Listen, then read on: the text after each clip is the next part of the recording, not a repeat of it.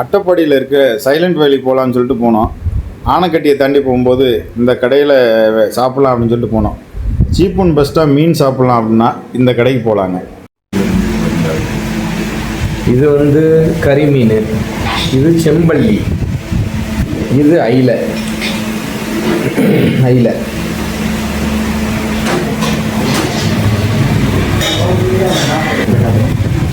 இப்போ எல்லாத்துலேயும் சாம்பிளுக்கு செம்பள்ளியில் 2, ஐலையில் 2, ஒரு கறி மீன் நாமளே எடுத்து வச்சாச்சு கேட்காம.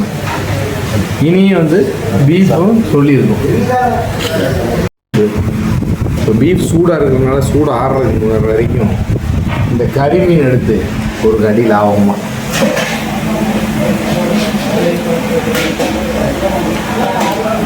பூமாவி உதிருது அப்படியே எச்சு ஊறுது. அருமையானது. கேரளாவுக்குள்ள வந்தால் தான் இந்த கறி மீனும் இந்த பீஃபும் கிடைக்கும். நம்ம ஊரில் கிடைக்காது.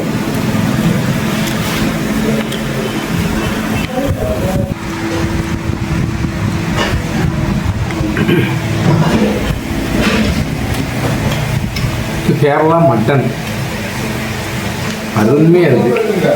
நம்ம ஊர் பாஷையில் சொன்னால், கேரளா பாஷையில் சொன்னால் அடிப்பொடியாகிட்டு. மட்டன்லாம் சாப்பிட்டு முடிகிறதுக்கு உடம்பு மூஞ்செல்லாம் வேத்துருச்சு. அவ்வளோ காரசாரமாக அருமையாக இருக்குது. அடுத்து இந்த கிரேவி வேஸ்ட்டாக போயிடக்கூடாதுன்னு சொல்லி இந்த புரோட்டாவை அப்படியே சுட சுட மாதிரி அப்படி பிச்சு அதில் சூடாக ஒன்று வச்சு சாப்பிடுவோம்.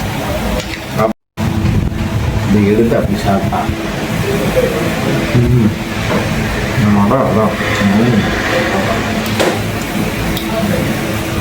தரமான சுவை. இது வந்து ஆனைக்கட்டியிலிருந்து சோலையூர் போகிற கூனிக்கடவு போகிற வழியில் கோட்டத்தோரங்கிற இடத்துல தர்மசாஸ்தா ஹோட்டல்.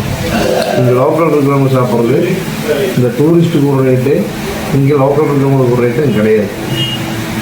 எப்போவுமே மட்டன், ஐலை, ஃபிஷ் ஃப்ரை, பரோட்டா, வாத்து முட்டை ஆம்லேட்டு, அப்புறம் கேரளா மீல்ஸ் தனியாக இருக்குது, நம்மூர் மீல்ஸ் தனியாக இருக்குது, குழம்பு மீன் தனியாக இருக்குது. எல்லாத்தையும் குழப்பி அடிச்சுட்டு தான் இங்கேருந்து போவோம்.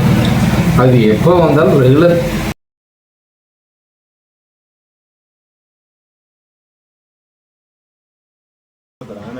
ஒரு 10 கிலோமீட்டர் தள்ளி. உங்கள் கடை பேருங்க? தர்மசாஸ்தா ஹோட்டலுங்களா? காலையில் எத்தனை மணிக்கு ஓப்பன் பண்ணுவீங்க? 5 மணிக்கு ஓப்பன். நைட்டு 10 மணி. 10 மணி வரைக்கும். உங்கள் மொபைல் நம்பர் ஏதாவது சொல்கிறீங்களா? போர்டில் இருக்கு.